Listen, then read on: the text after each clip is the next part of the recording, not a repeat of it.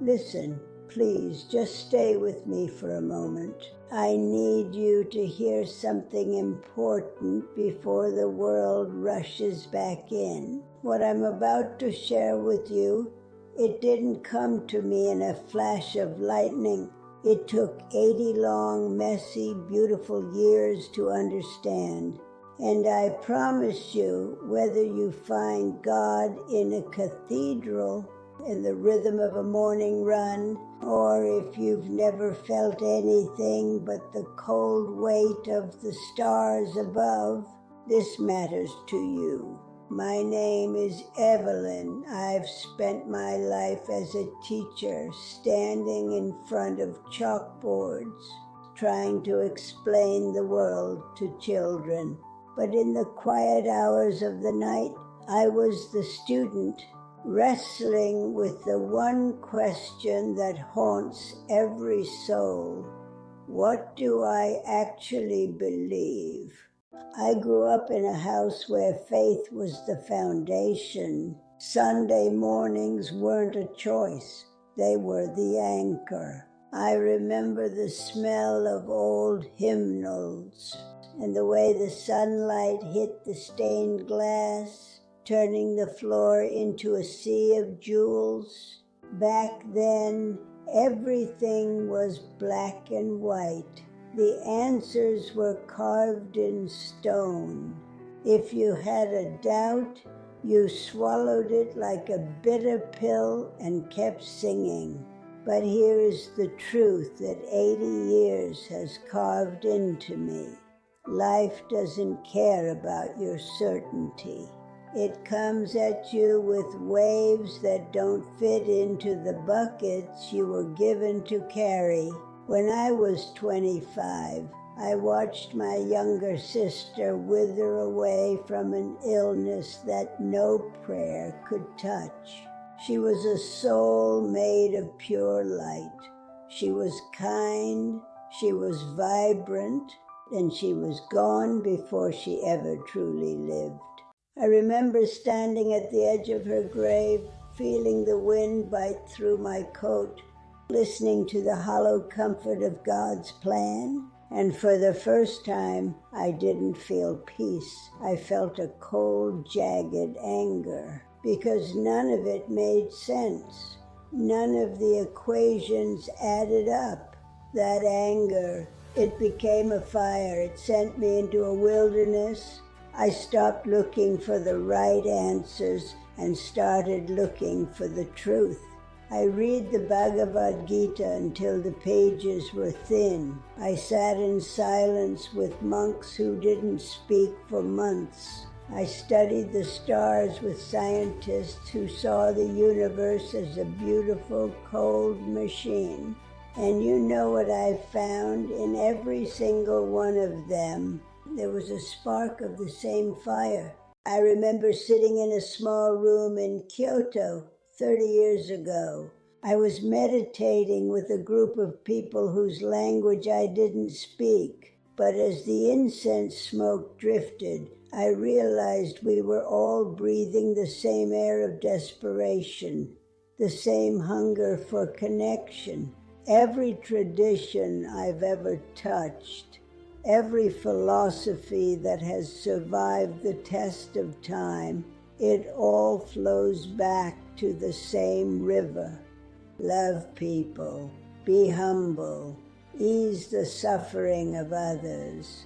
Recognize that you are a very small part of a very big mystery. I've seen people use the name of the divine to build walls. I've seen families shattered because of a label. It breaks my heart every single time, because that is the opposite of why we are here. When I was 50, I hit my own wall. My career was stalling, my marriage was strained, and I felt like a ghost in my own house. I remember sitting on my porch at 3 a.m. looking at the moon, and I finally just gave up. I just whispered into the dark, I am tired. If there is anything out there, anything real, please just help me see it. Nothing happened that night. No choir of angels. But the next afternoon, a neighbor I had ignored for years brought over a basket of apples from his tree. He didn't offer me a sermon. He offered me his presence. Was that a miracle? Or was it just human kindness? After 80 years, I've realized maybe there is no difference. The older I get, the less I care about being right.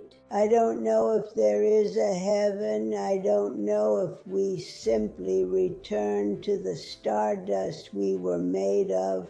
And I am finally, deeply, beautifully okay with that.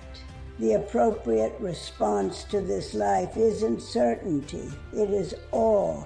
I see the young people today, and my heart aches for them. They are tired of the judgment and the hypocrisy. I want to tell them I get it, but please don't throw away the search for meaning just because some people poison the well. That longing you feel, that sense that there is something more, that isn't something you were taught. That is who you are. That is the human in you. My husband passed away 5 years ago. We were married for 58 years. In his final hours, he held my hand and asked, "Evelyn, do you think this is the end?" I looked at the man who had been my home for half a century, and I told him, "I don't know, my love, but I know that what we had, it was real, and something that real can't just vanish. The most important thing isn't what you believe, it's how you treat the person who believes something different. If your truth makes you kinder, more compassionate, and more willing to listen, then you have found it. But if it makes you arrogant or cold or afraid, then keep searching. I'm 80 years old. I have more road behind me than I do ahead, and I'm still a student. So listen, your questions are valid. Your doubts are a sign of life, not a sign of failure. Don't let anyone take your wonder away from you. This mystery is too big for any one mind, any one book, or any one life. Stay curious, stay humble, love fiercely, and never stop asking the big questions. There is a whole community here. If this touched a nerve in you, please stay. Share your story. Let us walk together for a little while. The world is loud and it is often cruel, but it is also full of light if you know where to look. Keep searching, keep questioning, and above all, keep being kind.